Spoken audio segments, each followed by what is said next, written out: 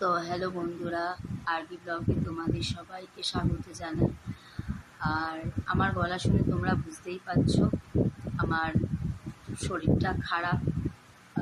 আমার এরকম গরমকালে এরকম এক একটা সিমটম আসে যে পুরো বিছানায় মানে শুইয়ে দেয় আমাকে। তবুও আমি এই শরীর খারাপের মধ্যে তোমাদের রেগুলার শর্টস দিয়ে যাচ্ছি। আমার মেয়ে তো এখন দেখছো লাইভ করছে। আমার দেখো মানে এতটাই শরীর খারাপ আজকে, টানা 2.5 দিন হলেও আমি কিছু খেতে পাচ্ছি না। কীরকম মানে আমার ঠোঁটটা প্রচণ্ড শুকিয়ে যাচ্ছে, মানে জল জল খেলেও মানে আমার এমন হচ্ছে যে মনে হচ্ছে যেন জলটা মানে পুরোপুরি বেরিয়ে আসছে। মানে আমার খুবই খারাপ সিচুয়েশন। অনেকে অনেকে বলছে যে তো জন্ডিস হয়েছে, কিন্তু জন্ডিস যে হবে, আমি এখন বাইরের খাবার মোটামুটি ছেড়েই দিয়েছি। ওই জাস্ট নামমাত্র খাই, কিন্তু যেই দেখি যে না বাইরের খাবারটা ঠিক না, কোনো ম্যাক্সিমাম দিনই খাই না, শুধু সন্ধ্যেবেলা যদি মা ওই ফিশ ফিঙ্গার আনে কিংবা ওই মাঝে মধ্যে, তাও গোটাটা খাই না, অল্প একটু খাই, নয় মেয়ের জন্য রেখে দিই, নয় ভাইয়ের জন্য রেখে দিই। তো যাই হোক, খাবারও আমি সেরকম রিচ খাবার খাই না। আর আমার একবার তোমাদের একটা ঘটনা বলি, তখন আমাদের এই নতুন বাড়িটা হয়নি। তো আমার নিচে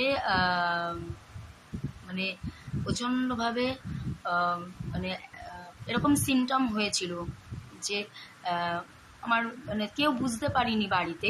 তো সেই সমস্ত নিয়ে তোমাদের কিছু ঘটনা শেয়ার করতে এলাম, কারণ একভাবে তো শর্টস করছি, লাইভ করছি, তো ভাবে একটু মাঝে মধ্যে একটু তোমাদের সাথে একটু ব্লগেও কথা বলি। তা তোমরা হয়তো ভাববে যে কালকেই তো আমি শর্টসগুলো ছেড়েছি সকালবেলা।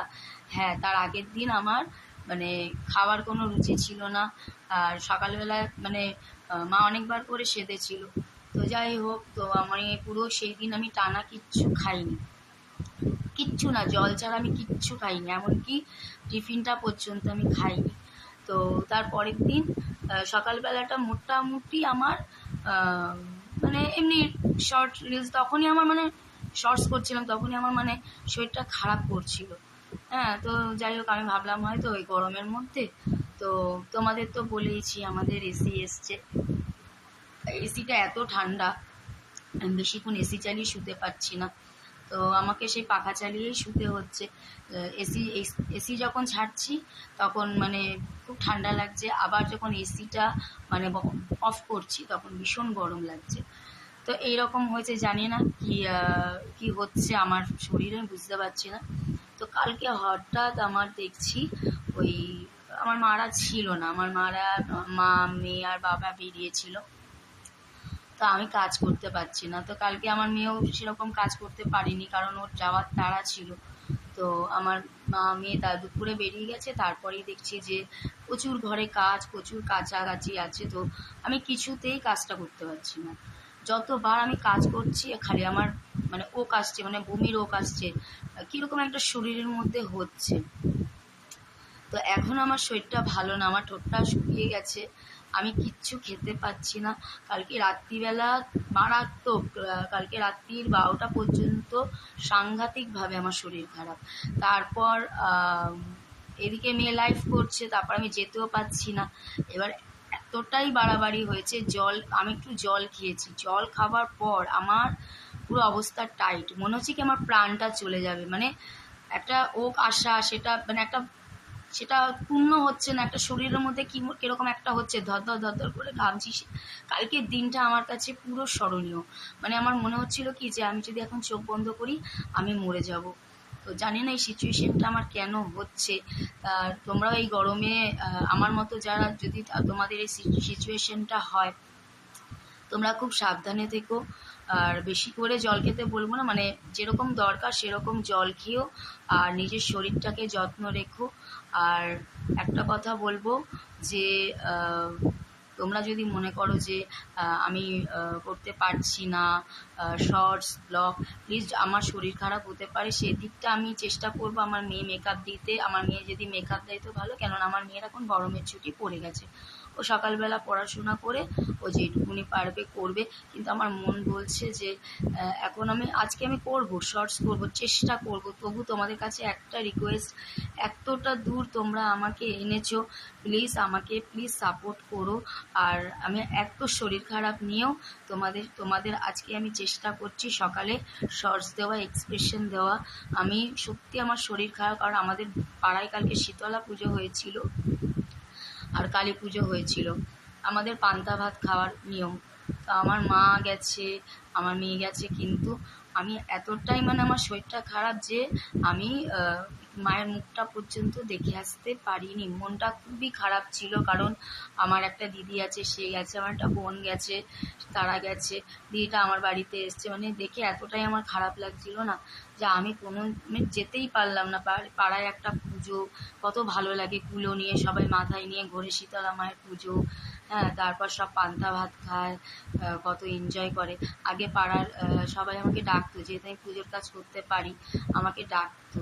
কিন্তু কিছু কিছু জিনিস আমার খারাপ লেগেছে, যে ভাত খেয়ে কাজ করলে ঠাকুর পাপ দেয়, কিন্তু না, আমার মনে ভক্তি, বড় ভক্তি। ওই জন্য আমি আর এখন মন্দিরে ডাকলে যাই না, কেন যাই, কিন্তু এই 2-3 বছর ধরে আমি যাচ্ছি না। তবে এই বলবো না যে অনেকের এক মেন্টালিটি অন্যরকম, ওই জন্য আমি খুব একটা, সত্যি কথা বলতে, আমি কোনো জায়গায় অ্যাটেন্ড খুব কমই করি, ক্লোজ না হলে আমি যাই না। তারপর কি বলবো, অনেকে অনেক খারাপ কথা বলে একটা ডিভোর্সিয়া মেয়েকে, যে আমার মেয়ে সব জায়গায় যায়, যেমন আজকে না কালকে আমার মামার ছেলের পইতে আমাদের সবাইকে বলেছে, কিন্তু আমার বাবা যাবে না, বাবাকে আমাকেই দেখতে হবে, তা মা নিয়েই যাবে। তো যাই হোক, আমার শরীরটা খুবই খারাপ বন্ধুরা, আমি জানি না আমার এত কেন শরীর খারাপ হচ্ছে, কিন্তু আমি দেখি আজকে মাথা তুলে দাঁড়াবার চেষ্টা করব। এখন আমার কেমন একটা করছে, আর শরীরটা সত্যি আমার ভালো লাগছে না। কালকের দিনটা আমার এত খারাপ গেছে যে তোমাদের বলে বোঝাতে পারবো না। আর আজকেও আমার শরীরটা তাও খুব খারাপ লাগছে। তো যাই হোক বন্ধুরা, তোমাদের ভাবলাম একটুখানি তোমাদের সাথে আমার কিছু জীবনের কাহিনী শেয়ার করি। এই 2 দিন যে আমার কি গেছে একমাত্র আমি বুঝেছি, আর আমার মেয়ে বুঝেছে, কিন্তু আমার খুবই খারাপ যাচ্ছে। তোমরা প্লিজ আমাকে আমার পাশে থেকো, সাপোর্ট করো। আর এটুকুনি বলবো যে তোমরা সুস্থ থেকো, ভালো থেকো, কেননা আমার মনে হচ্ছে আমার জন্ডিস হয়েছে, কিন্তু জন্ডিসে আরও সিমটম দেখা দেয়, সেগুলো আমার হয়নি। কারণ আমার নিজের যে ভাই আছে, ওরও জন্ডিস হয়, ও আমাকে বলছে, দিদি তোর যে সিমটম তোর থেকেও আলাদা, আমার থেকেও সাংঘাতিক, কিন্তু ওর বমিটা হচ্ছে না, কিন্তু আমার সারাক্ষণ মনে হচ্ছে যেন কিছু খেতে পারছি না, এমনকি আমি জলটা খেতে পারছি না। কোল্ড ড্রিঙ্কস দিয়েছে, ওটাও আমি খেতে পাচ্ছি না। আমি কোল্ড ড্রিঙ্কস খেতে খুব ভালোবাসি, থামস আপ খেতে আমি খুব ভালোবাসি, শুক্রবার বাদ দিয়ে, তো আমি সেটা পর্যন্ত খেতে পাচ্ছি না। তারপর কালকে রাতে আমার মেয়ে একটুখানি ওই গ্লাসে, খালি পেট আছি, ও বললো, মা আমি লেবু জল করছি, একটু পাতি লেবু না গন্ধ লেবু দিয়েছে, অতটা আমার নেই, কালকে আমি শুয়েছিলাম, করে নুন দিয়ে দিল, ওই পড়েই আছে, এই জল পড়েই আছে, আমি খাইনি। এই দেখুন, দাঁড়ান দেখাচ্ছি, এটা করে কীভাবে, এই দেখুন লেবু জল পড়েই আছে, আমি ঢাকা দেওয়া একটু মুখে দিয়েছি, আর আমি খেতে পারিনি। তো ফাইনালি বন্ধুরা, আজকে এই পর্যন্তই ব্লগটা, দেখছি আমি ছাড়তে পারি কি না। এখনও তো কিছু খাইনি, ভয় লাগছে যদি কিছু খাই আমার যদি বমি হয়ে যায়। কালকে ওষুধও খেয়েছি, কিন্তু তাতে কোনো লাভ হয়নি, আমি যা ওষুধ খেয়েছি সব আমার উল্টি হয়ে গেছে। তা যাই হোক, আমার এত শরীরটা খারাপ কেন বুঝতে পারছি না। আর কালকে ভেবেছিলাম যে আমি আর কোনো দিন আজকে সকালে সূর্যের মুখ দেখতে পারবো না, এতটাই আমার কষ্ট হচ্ছিল। একটা দিদি এসেছিল, সেও দেখছে, দিদিটা বলেছিল বিকালবেলা আসবে, আমি শুয়ে পড়েছি যে হয়তো সন্ধেবেলা আসবে, আমার হুঁশ নেই, আমার এতটাই শরীর খারাপ। আমার ভাই এসেছিল, দিদি তোর কী হয়েছে, দিদি তোর কী হয়েছে, আমি বলছি কীরকম হচ্ছে, বলে তুই কিছু খা। আমি বলছি কী খাবো, বলে না খেয়ে খেয়ে তোর এই অবস্থা। আমি বলছি না রে ভাই, আমার শরীরটা খুবই খারাপ। ও দেখে চলে গেছে, তারপরে দিদিটা বললো তুই এই ওষুধ খা, আমি একটা ওষুধ খেলাম, তারপরেও দেখলাম কিছু। তারপর দিদিটা যাবার পর আমার সেই তখন থেকে 12টা পর্যন্ত খুব ভুগেছি, সারা রাত গায়ে জ্বর, গাটা গরম, ম্যাচ ম্যাচ করছে। এই কাজে মেয়েকে বললাম, শোন আমার মাথায় একটু হাত বুলিয়ে দিয়ে শোবো, কিন্তু আর আমি ঘুমাতে পারছি না, সারা রাত জাগা কষ্ট হচ্ছে। তো যাই হোক, তারপর ভোরের দিকে একটু শুয়েছি, এই কিছুক্ষণ আগে উঠলাম। তো বন্ধুরা, বেশি বকবক করবো না, তো টাটা। আমি চেষ্টা করব তোমাদের শর্টস দেওয়ার, নাহলে মেয়েকে বলবো, দেখি এখন যদি দুটো তিনটে শর্টস করতে পারি করব। তো আজকে এই পর্যন্তই ব্লগটা।